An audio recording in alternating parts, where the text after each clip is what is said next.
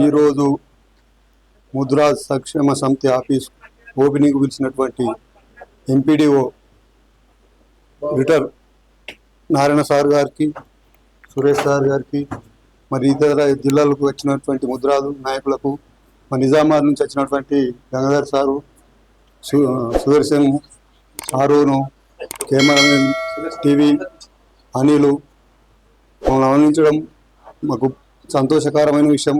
ఈ యొక్క TV channel అందరూ దీన్ని మన టీవీ ఛానల్గా చూసి సపరేట్ చేసుకోవాలా. అయితే విలేజ్లలో ఉన్న ప్రాబ్లం ఏంటంటే, నేను అక్కడ ఉన్న ఈ విషయాలు విలేజ్లోకి వెళ్తలేవు. ఇప్పుడున్న మన ముందున్న ఏంటంటే సర్పంచ్ ఎలక్షన్లు, జెడ్పీటీసీ, ఎంపీటీసీ ఉన్నాయి. దీంట్లో ఖచ్చితంగా గెలిచేటి మనకి చాలా ఉన్నాయి. కాబట్టి ఖచ్చితంగా పోటీ చేసి ఐక్యంగా ఉండి గెలవాల్సిన దగ్గర గెలలేకపోతారు. కాబట్టి గెలిచే బాధ్యత తీసుకొని దీన్ని అందరు దృష్టిలో పెట్టుకొని గెలిస్తేనే మనకి ఏదైనా మాట్లాడగలుగుతాం, ఎవరి దగ్గర పోగలుగుతాం.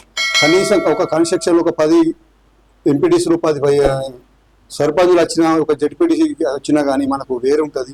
మనం ఇంకోటి దగ్గర పోకుండా మనం మాట్లాడుకున్నా కానీ, ఏ ఎమ్మెల్యే దగ్గర పోయినా కానీ మనకు రెస్పెక్ట్ ఇస్తారు.